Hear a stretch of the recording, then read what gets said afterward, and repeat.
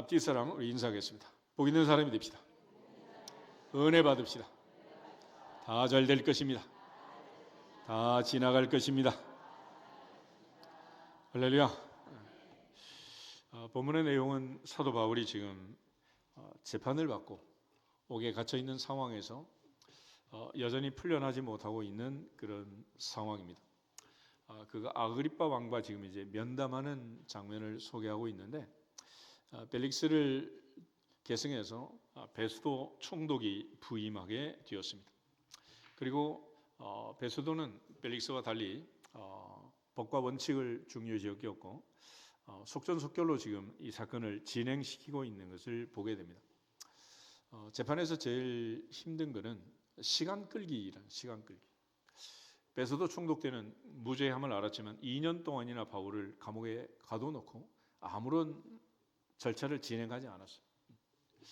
우리나라도 뭐 1, 2, 3심까지 갔다 오는데 최소 빨라야 2년, 길면 5년, 6년씩 걸립니다. 뉴스 보니까 헌법소원에서 4심제를 만들 것처럼 그렇게 얘기를 하는데, 한 번 재판에 걸려들면 10년을 고생을 하는. 그래서 어떤 사람은 유언이 고소하지 마라. 고소하지 마라. 재판에 판결이 나도 소크라테스처럼 악법도 법이라고 받아들여주면 좋지만은 받아들이지 않고, 또 어떤 경우는 판결이 잘못될 수도 있고 억울할 수도 있고, 이 법치를 하고 있는데 이 모든 법치의 그 근원이 되는 것이 사실은 로마법입니다. 로마법. 그래서 이 베스도 총독을 보면 이는 법과 원칙을 아주 중요시 여기는 그런 사람이었던 것을 알 수 있고, 법과 원칙에 따라서 모든 것을 지금 절차를 밟고 정리하고 있음을 알게 됩니다. 25장 15절, 16절 우리 두 절을 같이 한번 보겠습니다. 내가 예루살렘에 있을 때 유대인의 대제사장들과 장로들이 그를 고소하여 정죄하기를 청하기에 내가 대답하되, 무릇 피고가 원고를 앞에서 고소 사건에 대하여 변명할 기회가 있기 전에 내주는 것은 로마 사람의 법이 아니라 하였노라. 아멘. 그러니까 어떤 사건으로 지금 문제가 생겼으면 원고와 피고가 서로 재판을 해서 과정을 거쳐가지고 기소를 하든지 출소를 하든지 결정이 되는 거지, 절차 없이 그렇게 함부로 내줄 수는 없다는 거예요.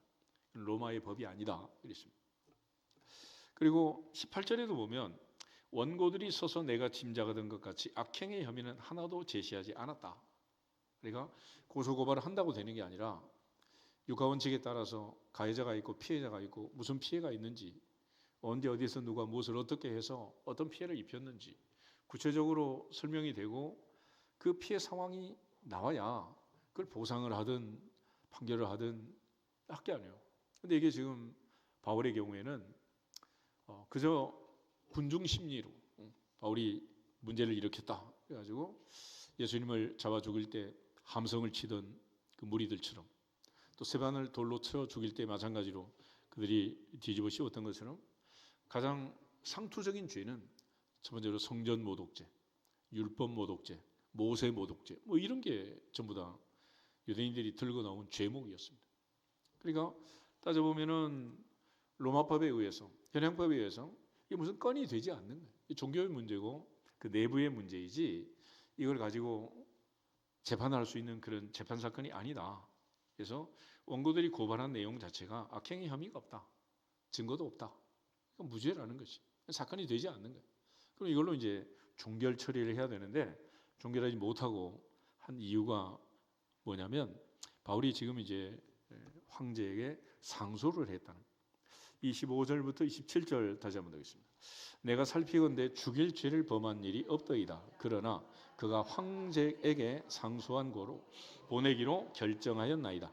그에 대하여 황제께 확실한 사실을 알릴 것이 없으므로 신문한 후 상소할 자료가 있을까 하여 당신들 앞, 특히 아그리빠 왕 당신 앞에 그를 내세웠나이다. 그 죄목도 밝히지 아니하고 죄수를 보내는 것이 무리한 일인 줄 아나이다 하였더라. 아멘. 오늘도 이제 경찰이나 검찰에서 조사를 하잖아요. 조사해서 이처럼 무죄다, 건이 되지 않는다, 그럼 무혐의 처리해서 그 자리에서 이제 정리를 사개로 종결을 하는 거죠. 만약에 문제가 있다, 그러면 증거를 보강해서 기소처분해서 이제 올리는 거예요.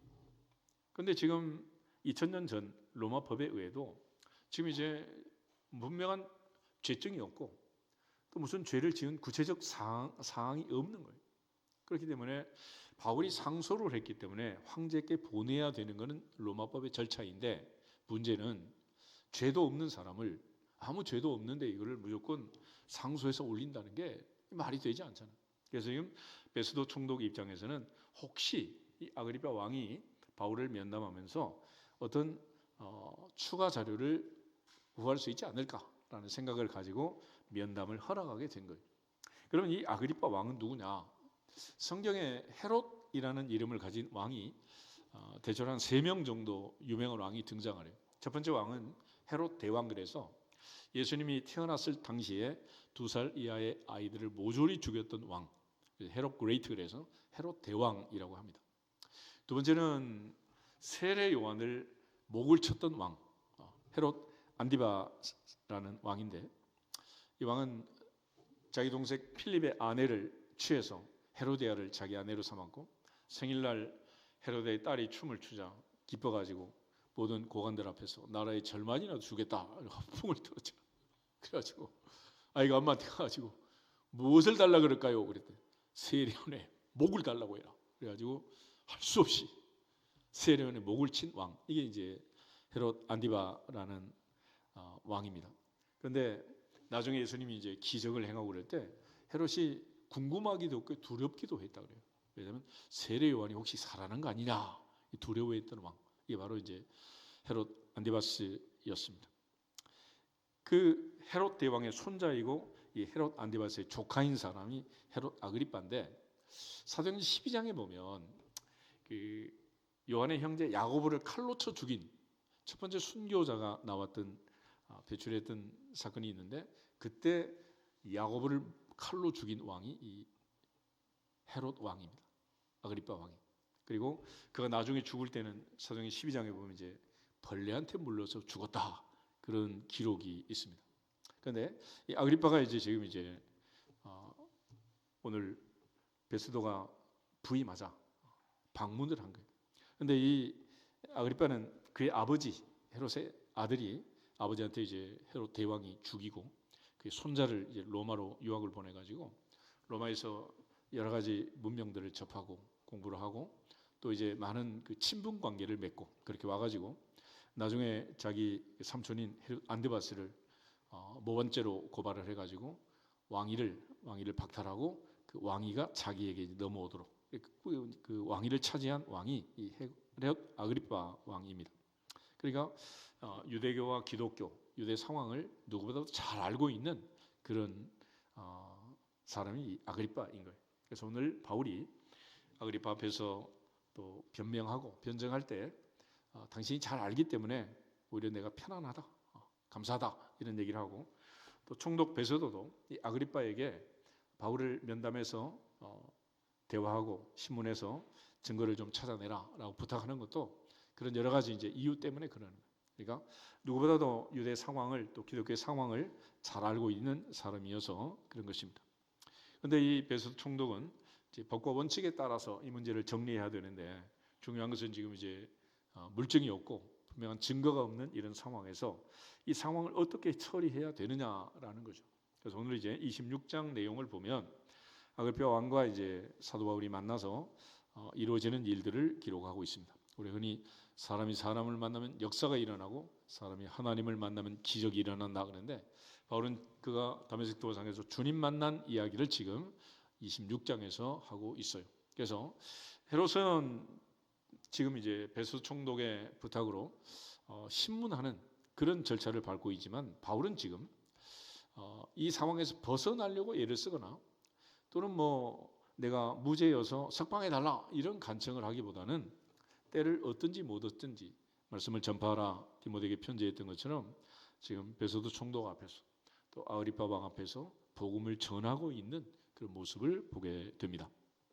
그런 차원에서 이제 헤롯 아그리파 왕 앞에 바울이 진술하게 되는 이 과정은 베스도의 허락으로 이제 이루어지게 되지만은 무엇보다도 이제 바울에게 있어서는 아그리파 왕이 이 상황을 잘 아니 편안하게 내용을 얘기할 수 있어 다행이다라는 입장을 취하고 있는 것입니다.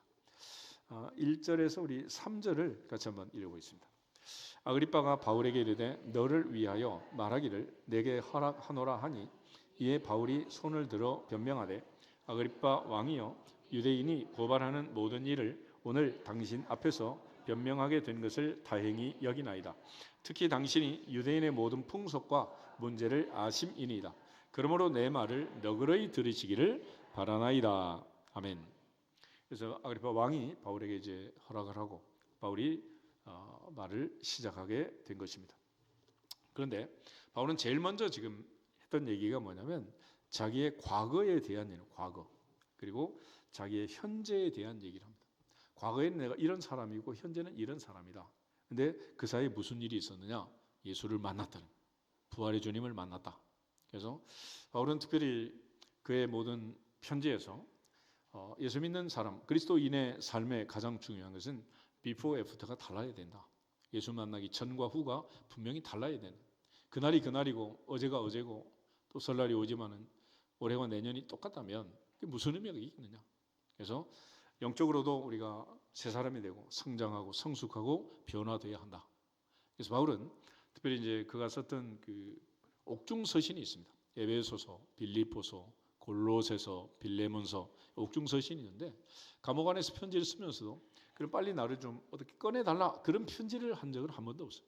단지 밖에 있는 성도들에게 영적으로 성장하고 변화되고 새 사람 되어야 한다라는 것을 강조하는 거죠. 우리 에베소서 4장을 한번 찾아보겠습니다. 에베소 4장 22절부터 24절.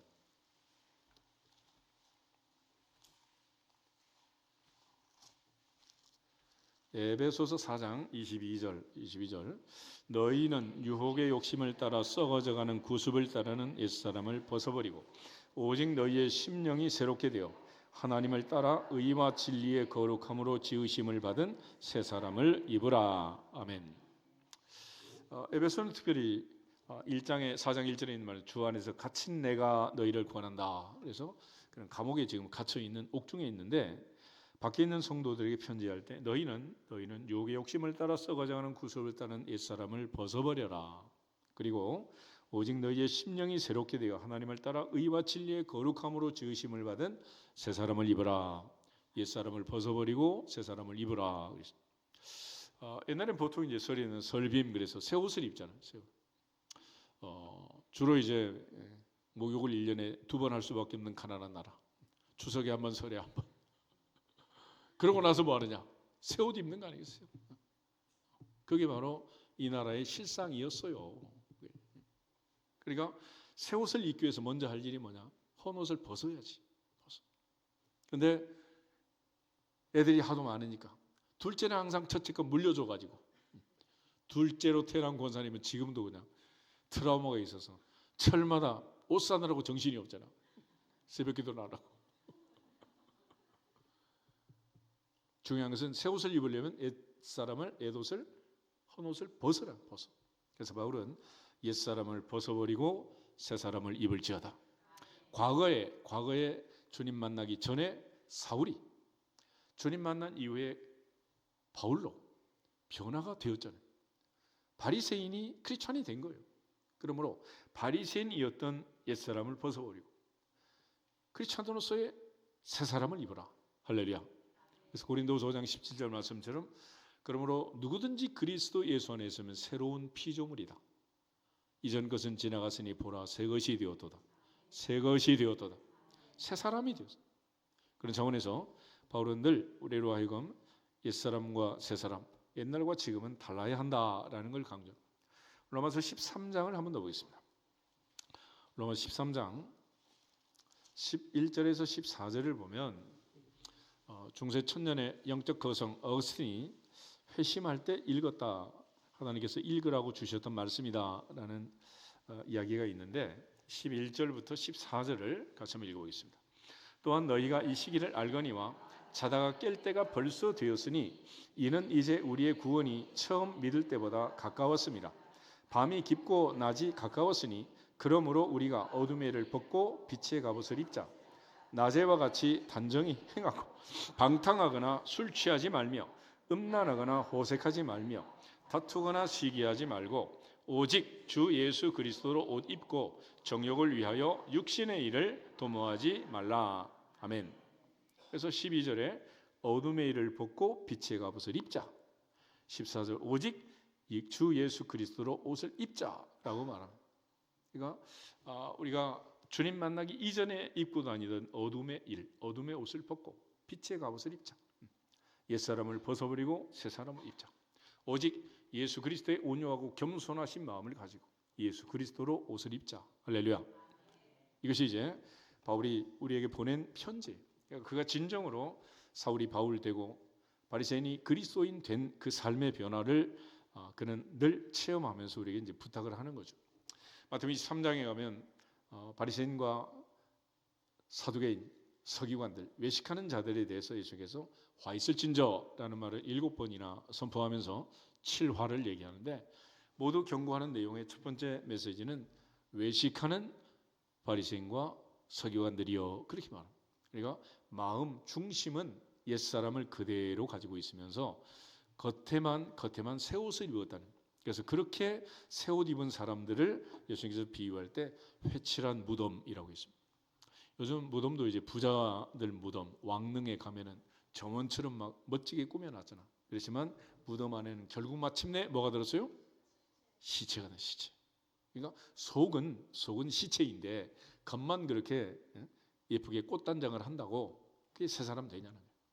우리가 철철이 지금 이제 벌초하던 그런 때가 있었죠. 요즘은 이제 벌초도 시골 사람들한테 보내가지고 머리 깎대시고 사진 보내고 뭐 돈 보내고 끝 그런다는데 결과적으로 아무리 꽃단장을 하고 산소를 꾸민다고 해도 속이 변화가 되겠냐는 거지. 그래서 사도 바울의 편지 자체가 또 오늘 아그리파 왕 앞에서 그가 진술하는 이 모든 내용을 보면 나는 옛사람을 벗어버리고 새사람을 입었다라는 거예요. 그러면 바울이 과거에 입었던 옛사람, 그 옛사람이 무엇이냐?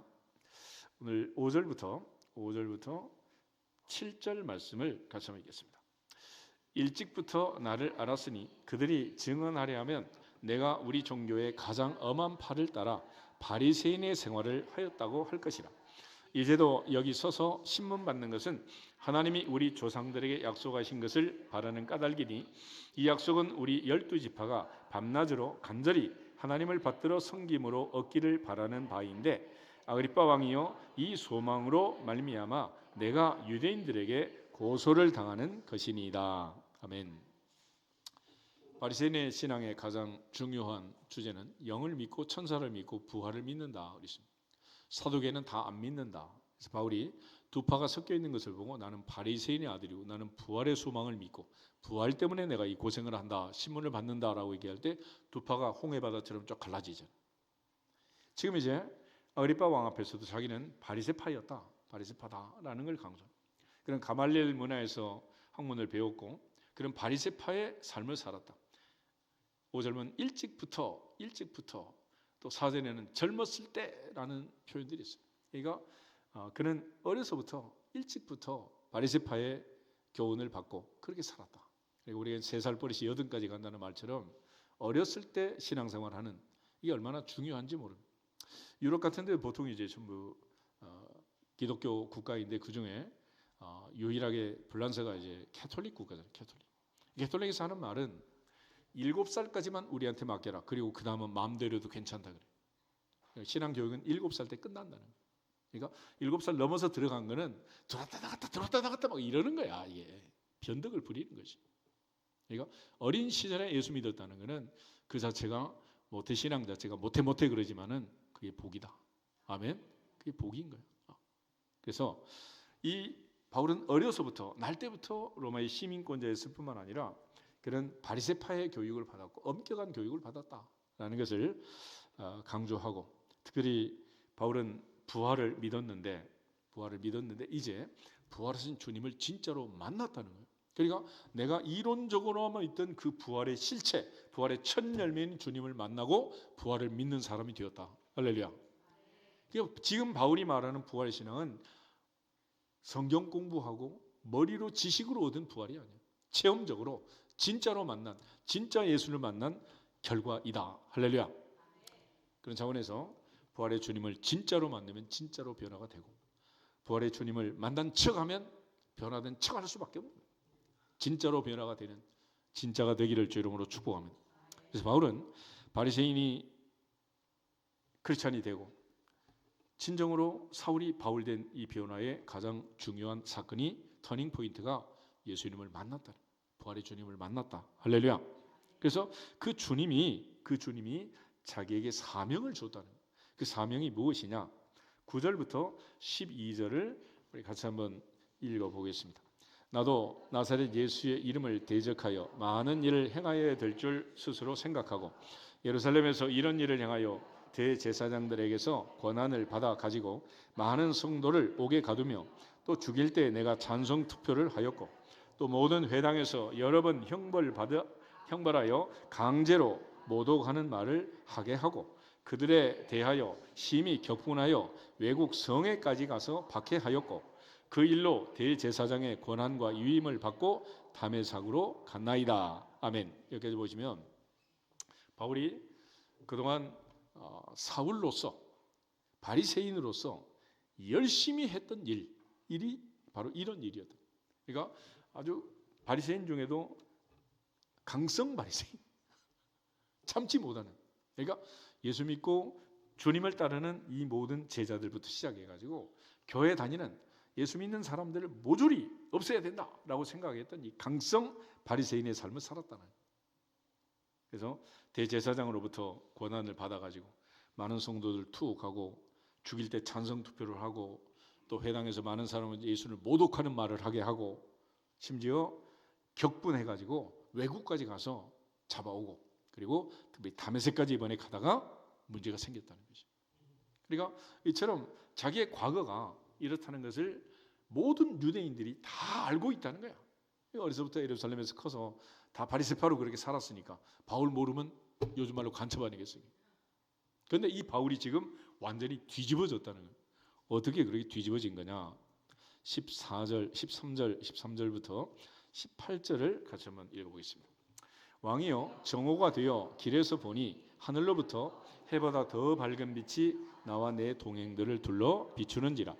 우리가 다 땅에 엎드러짐에 내가 소리를 들으니 히브리 말로 이르되 사울아 사울아 내가 어찌하여 나를 박해하느냐. 가시체를 뒷발질하기가 내게 고생이니라. 내가 대답하되 주님 누구시니까? 주께서 이르시되 나는 내가 박해하는 예수라. 일어나 너의 발로 서라. 내가 내게 나타난 것은 곧 내가 나를 본 일과 장차 내가 내게 나타날 일에 너로 종과 증인을 삼으려 함이니 이스라엘과 이방인들에게서 내가 너를 구원하여 그들에게 보내어 그 눈을 뜨게 하여 어둠에서 빛으로 사탄의 권세에서 하나님께로 돌아오게 하고 죄사함과 나를 믿어 거룩하게 된 무리 가운데서 기업을 얻게 하리라 하더이다. 아멘. 사도 바울은 특별히 사도행 9장에서 주님 만난 사건을 기록하고 있습니다. 그리고 이제 사도행 22장에서 다시 한번 유대인들 앞에서 부형들아 그러면서 다시 한번 자기의 다메섹 도상의 사건을 얘기했어요. 그리고 세 번째 이제 아그리빠 왕 앞에서 또 한 번 얘기를 합니다. 그래서 사도 바울의 다메섹 도상의 사건은 9장에 있고 22장, 26장 세 번이나 지금 기록을 하는 분명한 확실한 바울이 체험한 진짜 얘기다. 꾸며낸 얘기가 아니고 진짜라는. 그런데 해보다 더 밝은 빛이 비쳤고 많은 사람들이 쓰러졌는데 다른 사람은 빛은 보았으나 음성을 듣는 것은 사울만 그 음성을 들을 수 있었다 얘기합니다. 그리고 사울아 사울아 내가 어찌하여 나를 박해하느냐. 누구십니까? 나는 내가 박해하는 예수다라고. 예수다. 그래서 우리가 흔히 교회론을 얘기할 때 예수님은 머리고 우리는 그의 몸이라고 했잖아요. 손가락 발가락이면 손가락 발가락만 아파요? 머리도 아파요? 다 아픈 거 아니겠어요? 그러니까 우리 모두가 한 사람 한 사람 내가 아프면 주님도 아프시고 아버지도 아프다. 아멘. 아픈 거예요. 그래서 우리는 유기적 연합체 한 몸이라는 것입니다. 한 몸. 그래서 우리는 주님과 한 몸이고 주님과 연합되어 있다. 그래서 내가 아프고 내가 고생하는 이 모든 것 주님이 아신다 모르신다? 다 아신다. 알아. 요즘 이제 요한계시록 말씀 보고 있는데 오른손에 7별과 7촛대의 비밀을 붙잡고 7촛대 사이를 거니시는 예수님의 모습을 요한계시록은 소개하고 있는데 모든 교회 사이로 성도 사이로 주님이 둘러보시고 또 한 사람 한 사람 오른손에 붙잡고 계심을 믿고 또 믿어지기를 주 이름으로 축복합니다. 이처럼 사도 바울은 주님 만난 이 사건 때문에 내가 변화되었고 주님은 단지 해보다 더 밝은 빛으로 내게 비추어서 내 눈이 멀게 하셨을 뿐만 아니라 눈의 비늘이 벗겨지면서 새로운 세상을 보게 하셨고 특별히 내게 사명을 주었다는 사명. 그 사명 중에 중요한 것은 16절 끝에 가면 너로 종과 증인을 삼으려 함이니 이스라엘과 이방인들에게 내가 너를 구원하여 그들에게 보내겠다. 할렐루야. 그래서 이방인의 사도로 그를 부르셨습니다. 주님께서는 그에게 사명을 주셨고 바울은 그 사명을 위하여 살았다. 그래요. 사도행 20장 한번 보겠습니다. 사도행 20장에 보면 22절부터 24절 에베 밀레도에서 에베소 교회 장로들과 마지막 작별 인사를 하면서 그의 사명에 대한 다짐을 하는 내용인데 22절 보겠습니다. 보라 이제 나는 성령에 매여 예루살렘으로 가는데 거기서 무슨 일을 당할는지 알지 못하노라. 오직 성령이 각 성에서 내게 증언하여 결박과 환난이 나를 기다린다 하시나 내가 달려갈 길과 주 예수께 받은 사명 곧 하나님의 은혜의 복음을 증언하는 일을 마치려 하면은 나의 생명조차 조금도 귀한 것으로 여기지 아니하노라. 아멘. 1차 목표는 예루살렘을 가는 것이었습니다. 예루살렘에 가가지고 지금 체포돼가지고 지금 감옥에 들어가서 2년을 지금 이렇게 예루살렘에서 가이사를 옮겨가지고 고생을 하고 있는 거예요. 근데 그럼에도 불구하고 그는 사명 때문에 살고 있다. 사명 때문에 라고 얘기를 합니다. 바울은 특별히 주님께서 우리에게 주신 지상명령 너희는 가서 모든 민족을 제자로 삼아 아버지 아들과 성령의 이름으로 세례를 주고 내가 너에게 분부한 모든 것을 가르쳐 지키게 하라. 그 당시에 제국의 수도인 로마를 가기를 원했고 또 주님께서도 로마에서 증언해야 할 것을 강조하셨고 더불어서 그는 당시 유럽의 끝 땅끝인 서바나를 향해서 스페인을 향해서 가기를 원했습니다. 그래서 바울은 늘 나는 로마를 보아야 하리라 서바나로 가리라 그런 마음을 가지고 살았어요. 그렇지 그 한 번도 여기서 풀려나거나 또는 벗어날 생각을 하지 않은 것입니다. 이런 과정에서 그는 사울이었을 때 바리새인이었을 때의 삶과 다메섹 도상에서 주님 만난 이후의 삶은 완전히 전혀 다른 삶을 살게 되었다라는 것을 강조합니다. 고린도전서 4장 2절에 보면 맡은 자에게 구할 것은 충성이라고 있습니다. 우리 바울이라는 사람을 보면은 얼마나 충성된가라는 걸 알 수 있어요. 첫째, 바리새인이었을 때는 바리새인답게 충성한 거예요. 아멘. 그러니까 크리스찬이 된 다음에는 크리스찬답게 또 충성하는 거예요. 절에 다니면서 4월 초파일에 하루 간 사람은 교회 나와도 그래요. 절에 다녀도 전에 어떤 사람들 아침에 지나가는데 어디 갔다 왔어요? 새벽기도 갔다 온대. 교회 갔던 줄 알았더니 얘기하고 보니까 절에 갔다 왔어요. 절에.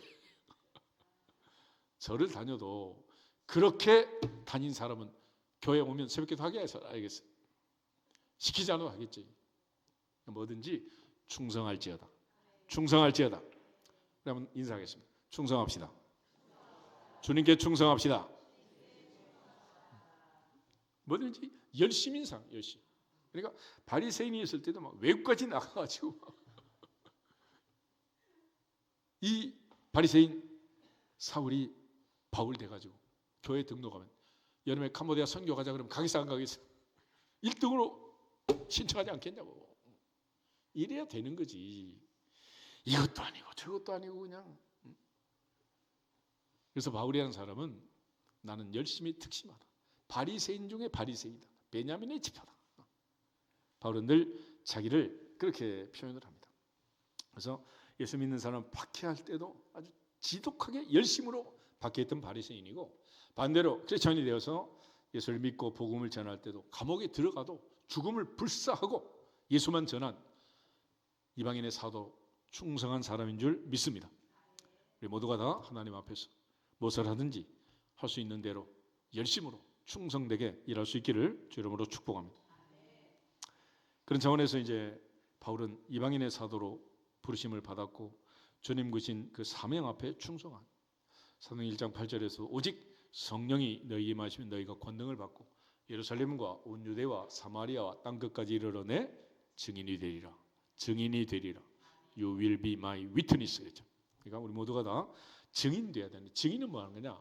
내가 목격하고 내가 체험한 이야기를 하는 게 증인이잖아요. 그래서 바울은 자기가 다메섹 도상에서 주님 만난 이 사건, 이것이 그에게 가장 큰 사건이었고 이 사건으로 그가 변화되었고 그때 주님이 주신 그 사명을 위해서 충성한 것입니다. 디모데후서 4장을 한번 찾아보겠습니다. 디모데후서 4장에 보면 마지막 이제 믿음의 아들 디모데에게 말년의 편지를 쓰고 있는데 1절, 2절 먼저 두 절을 보도록 하겠습니다. 1절, 2절 하나님 앞과 살아있는 자와 죽은 자를 심판하실 그리스도 예수 앞에서 그가 나타나실 것과 그의 나라를 두고 엄히 명하노니 너는 말씀을 전파하라. 때를 얻든지 못 얻든지 항상 힘쓰라. 범사의 오래 참음과 가르침으로 경책하며 경계하며 권하라. 아멘. 지금 아그리빠 왕 앞에서 자기의 무죄를 주장한 게 아니고 아그리빠를 전도해서 그리스도인을 만들려고 지금 때를 얻든지 못 얻든지 뭘 전파해라? 말씀을 전파해라. 그래서 바울은 지금 아그리빠 왕 앞에 전도하고 있는 거예요. 전도. 이거 언제까지 했느냐? 7절 8절 한번 더 보겠습니다. 7절 나는 선한 싸움을 싸우고 나의 달려갈 길을 마치고 믿음을 지켰으니 이제 후로는 나를 위하여 의의 멸관이 예비되었으므로 주곧 의로우신 재판장이 그날에 내게 주실 것이며 내게만 아니라 주의 나타나심을 사모하는 모든 자에게 도니라. 아멘. 죽음의 순간 마지막 호흡 다하는 순간까지 바울은 사명을 위해서 살았음을 믿습니다. 이처럼 바울은 열심으로 복음을 위해 증거하고 전파한 거예요. 그런데 유대인들은 사도 바울을 성전 모독죄다, 모세 모독죄다, 율법 모독죄다 이런 희한한 죄목을 씌워가지고 고발을 하고 죽이려고 했습니다. 그렇지만 바울은 그들의 고발에 대해서 대응하지 않고 부활을 증언하는 부활의 증인으로 살기를 원한 것입니다. 그런 차원에서 그는 선지자들의 복음을 전했고 또 모세가 전한 그 복음을 전했고 그리스도가 고난받고 죽은 자 가운데 살아날 것을 증언한 거예요. 26장 21절부터 23절을 같이 한번 읽어보겠습니다. 19절부터 23절까지 19절 아그리빠 왕이여 그러므로 하늘에서 보이신 것을 내가 거스르지 아니하고 먼저 다메섹과 예루살렘에 있는 사람과 유대 온 땅과 이방인에게까지 회개하고 하나님께로 돌아와서 회개에 합당한 일을 하라 전함으로 유대인들이 성전에서 나를 잡아 죽이고자 하였으나 하나님의 도우심을 받아 내가 오늘까지 서서 높고 낮은 사람 앞에서 증언하는 것은 선지자들과 모세가 반드시 되리라고 말한 것밖에 없으니 곧 그리스도가 고난을 받으실 것과 죽은 자 가운데서 먼저 다시 살아나사 이스라엘과 이방인들에게 빛을 전하시리라 함이니라 하니라. 아멘. 여기 보면 이제 유대인들은 성전에서 나를 잡아 죽이고자 했다. 그러나 22절에 하나님의 도우심을 받아 내가 복음을 전하게 되었다. 할렐루야. 사람은 죽이려고 해도 하나님이 도우셔서 하나님의 은혜로 하나님의 섭리로 특별히 예루살렘과 유대 온 땅과 이방인에까지 가서 회개하고 돌아와서 기업을 얻으라라는 생명의 복음을 전하게 되었다는 것을 증언했습니다. 이처럼 바울이 하나님 앞에서 받은 바 은혜, 다메섹 도상에서 주님 만난 이 놀라운 간증을 고백을 아그리빠 왕 앞에서 증언하게 됩니다. 이때 듣고 있던 베스도가 외치는 그 소리가 있는데 24절부터 25절을 같이 한번 보겠습니다. 바울이 이같이 변명하며 베스도가 크게 소리내어 이르되 바울아 내가 미쳤도다. 내 많은 학문이 너를 미치게 한다 하니 바울이 이르되 베스도 각하여 내가 미친 것이 아니요 참되고 온전한 말을 하나이다. 아멘. 요즘 세상을 미친 세상이라고 하잖아요. 미친 세상. 다들 어딘가 미쳐 있잖아, 그렇지? 근데 흔히 곱게 미쳐라 그러잖아. 가장 곱게 아름답게 미친 것은 예수를 믿는 것이다. 할렐루야. 그렇게 미쳐야 되는 것이 지금 어딘가 지금 다 미쳐 있는 거 아니야? 애들은 뭐 게임하느라고 밤을 새우고 그냥 피곤한 줄도 모르고. 여튼 어딘가 다들 지금 제정신이 아닌가 이게.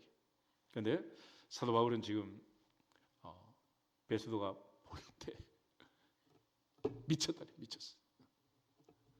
예수를 믿어도 적당히 믿어야 되는데 이 정도로 믿었더라. 이 정도. 근데 바울이 지금 이렇게 미쳤다라는 근거를 지금 얘기할 때 내 많은 학문이 너를 미치겠다 그러잖아요. 예전에 그런 말 하잖아.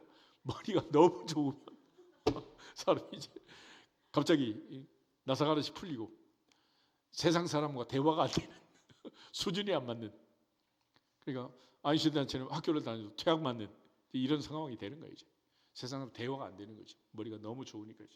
그런데 바울이 이처럼 많은 학문을 했고 머리가 좋다는 걸 베드로도 너무 잘 알고 있고, 또 아그리파 왕도 바울이 지금 어려서부터 지금 가말리엘 문화에서 바리새인의 교육을 받고 어려서부터 젊었을 때부터 그렇게 막 열성적으로 극성적으로 모르는 사람이 누가 있냐고. 그러니까 동네 사람이 알기를 바울이 전교 1등 아니야 이게. 그런데 갑자기 지금 다메섹 도상에서 예수님 만난 이후 지금 이런 말을 하고 있으니 미쳤다 그렇게 말할 수밖에 없는 것이죠. 그런데 바울은 내가 미친 것이 아니고 내가 참되고 온전한 정신이다, 온전한 말을 한다. 그러면서 이제 아그리파 왕 앞에서 다시 한번 증언을 하게 됩니다. 그중에 26절부터 28절을 같이 한번 읽어보겠습니다. 왕께서는 이 일을 아시기로 내가 왕께 담대히 말하노니 이 일에 하나라도 아시지 못함이 없는 줄 믿나이다. 이 일은 한쪽 구석에서 행한 것이 아니니이다. 아그리파 왕이여 선지자를 믿으시나이까? 믿으시는 줄 아나이다.